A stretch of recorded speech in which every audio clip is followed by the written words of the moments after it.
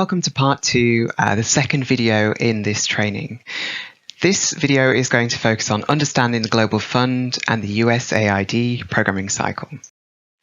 And it's the second of 5 videos in this series. The learning objectives for this video are to strengthen the understanding of the USAID and Global Fund program models and to build knowledge of accountability stakeholders, platforms and frameworks that connect with their programming. The content is split into 3 areas: mechanisms in their programming and expenditure cycles, which organizations and structures are involved in implementing their programs, and what programming are they supporting.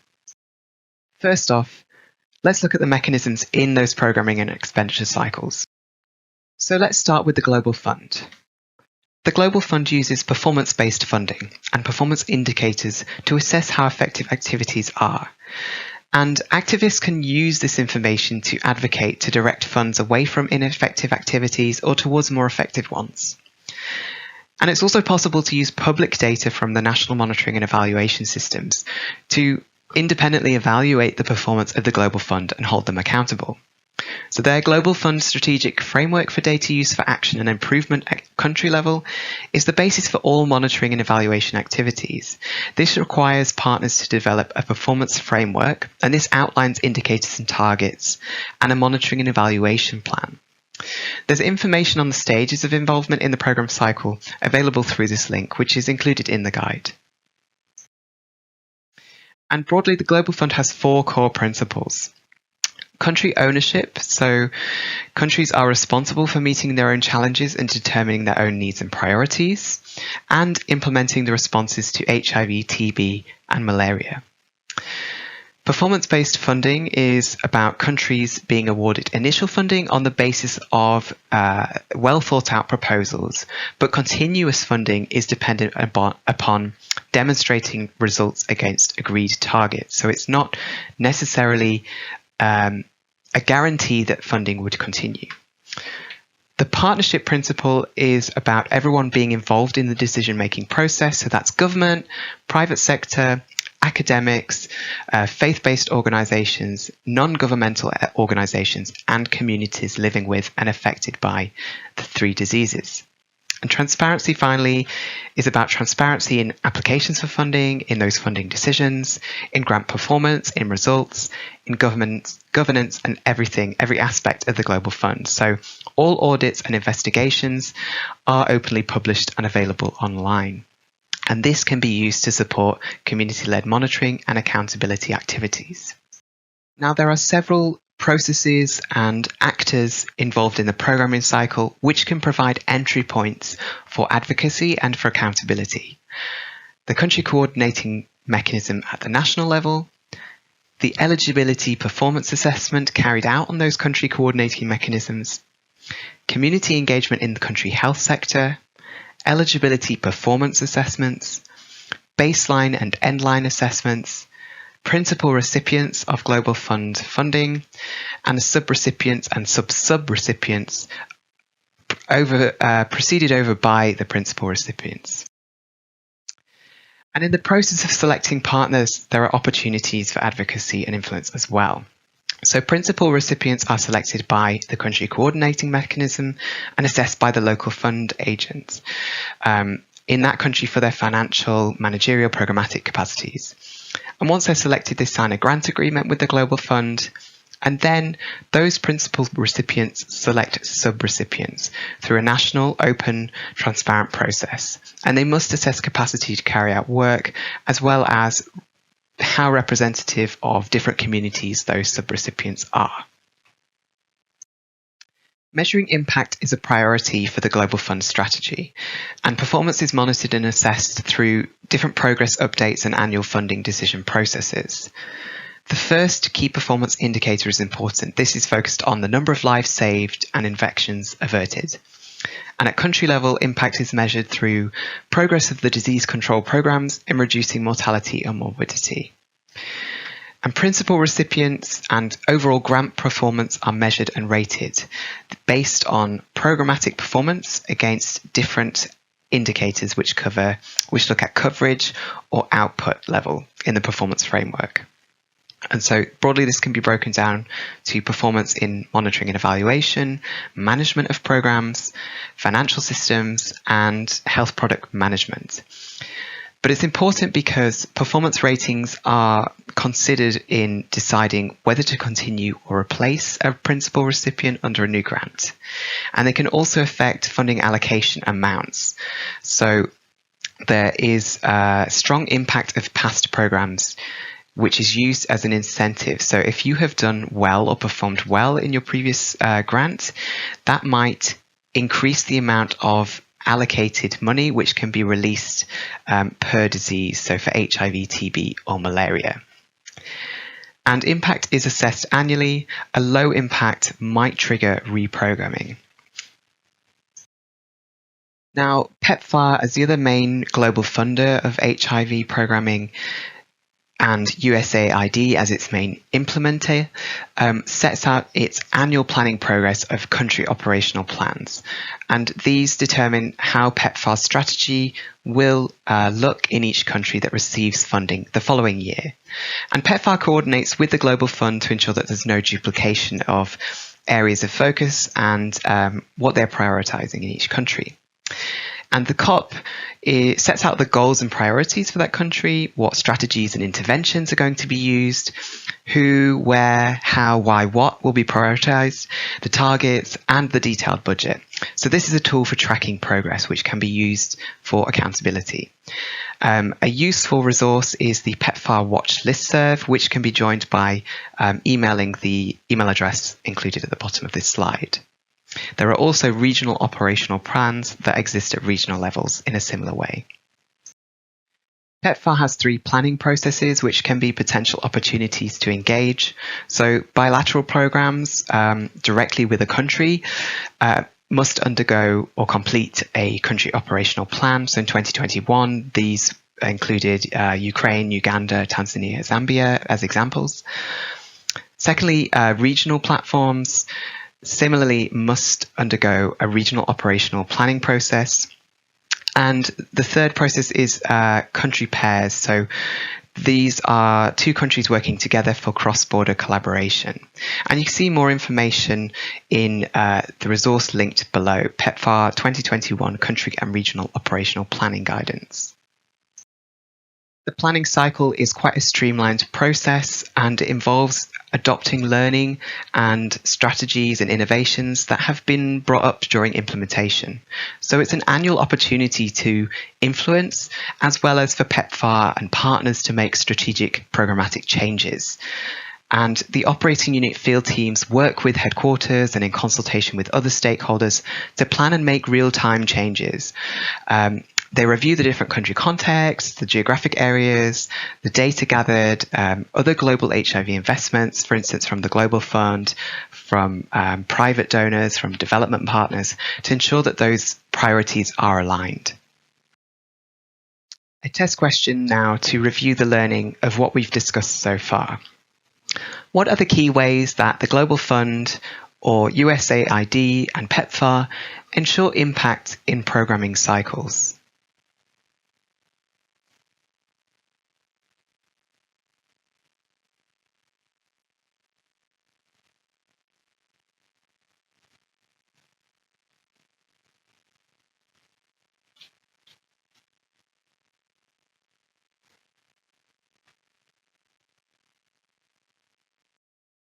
Here are some suggested answers. You may have similar to these or different ones.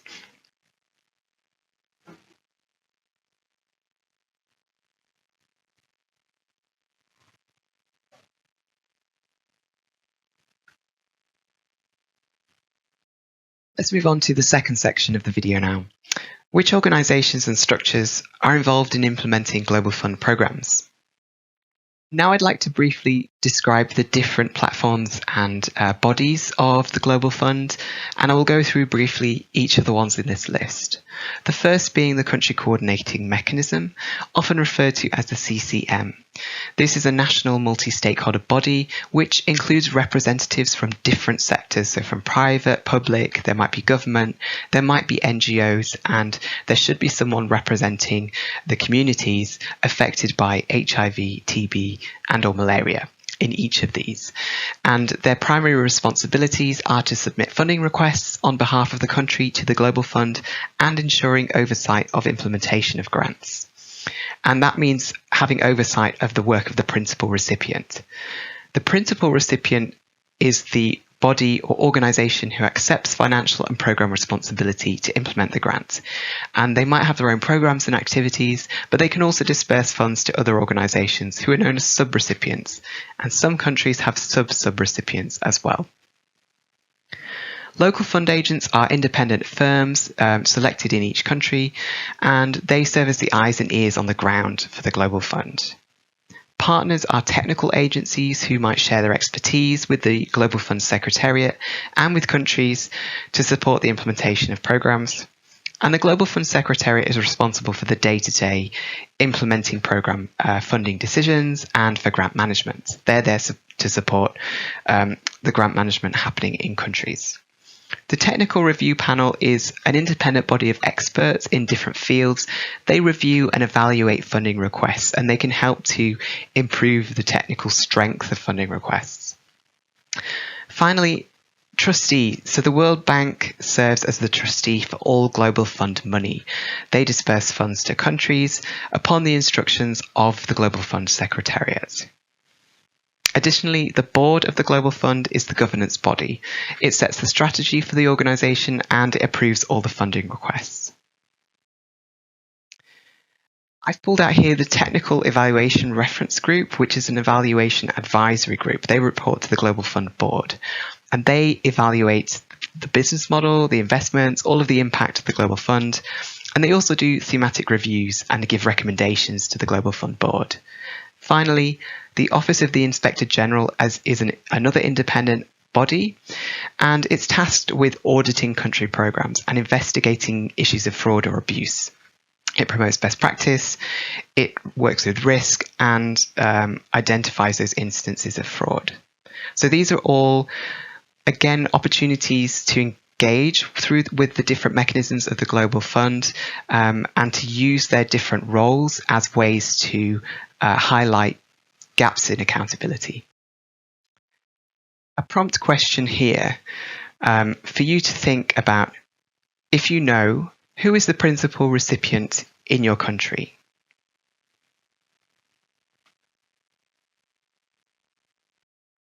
If you don't know, you can find out this information from a couple of different sources. AidSpan is a data portal on the Global Fund's portfolio data, and the Global Fund Data Explorer gives data sets from all of the Global Fund's grants, past and present, and it has useful metrics on program impact and funding applications as well. Now moving on to the third and final section of this video, what programming is the Global Fund and USAID supporting? Let's look at specific programming for trans, gender diverse and intersex people. The picture's not great. The majority of strategic plans, 61% in 2014, don't support trans people at all, and only 39% do. There is no programming explicitly supporting or that disaggregates support for intersex or more broadly gender diverse people. A good portal to find information is the UNAIDS AIDS Info portal, and this aggregates data by key population, and it shows how little data there is on trans people. You can see here from the different highlighted countries in different grades of pink. It's very patchy, often very low percentages, and when you look at data around antiretroviral therapy access, coverage for trans people, for instance, is also very poor.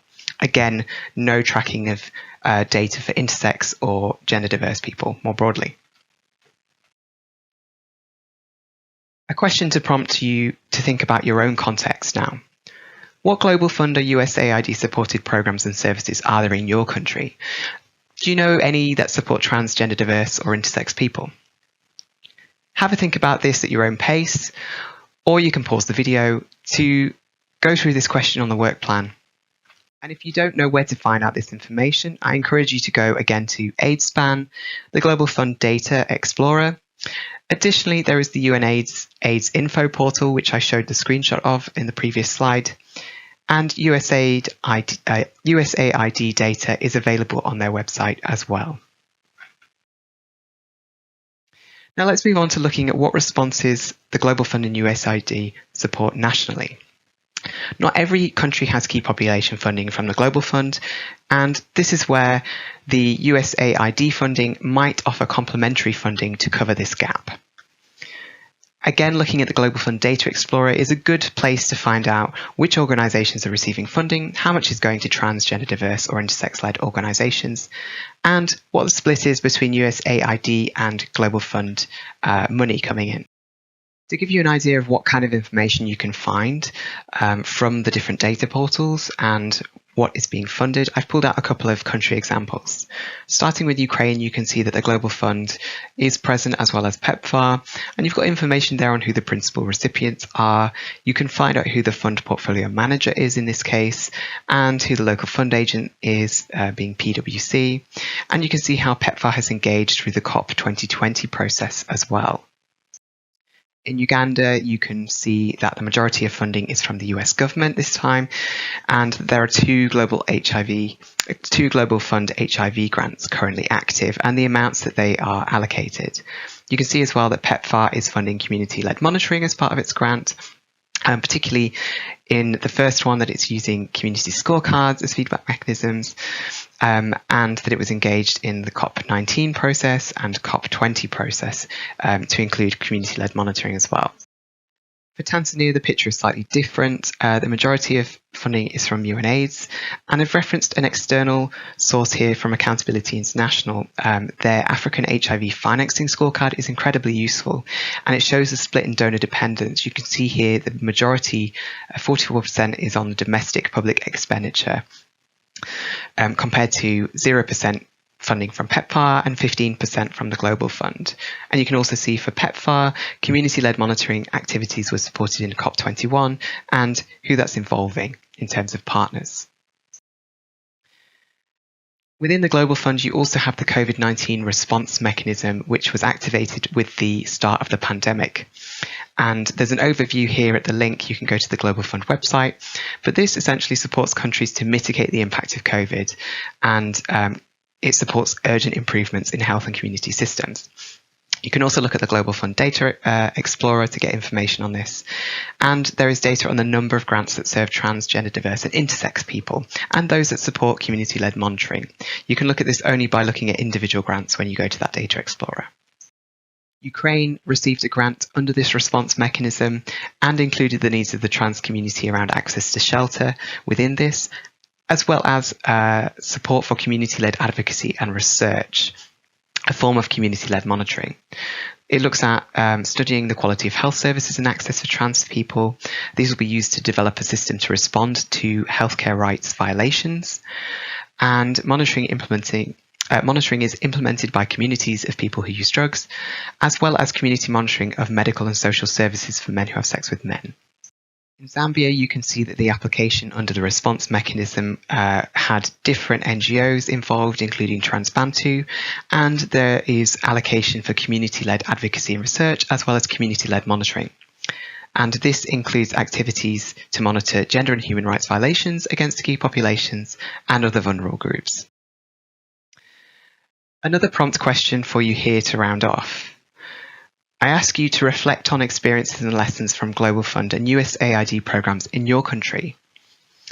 Please answer on the worksheet at your own pace. You can pause the video or go back to this at a later point.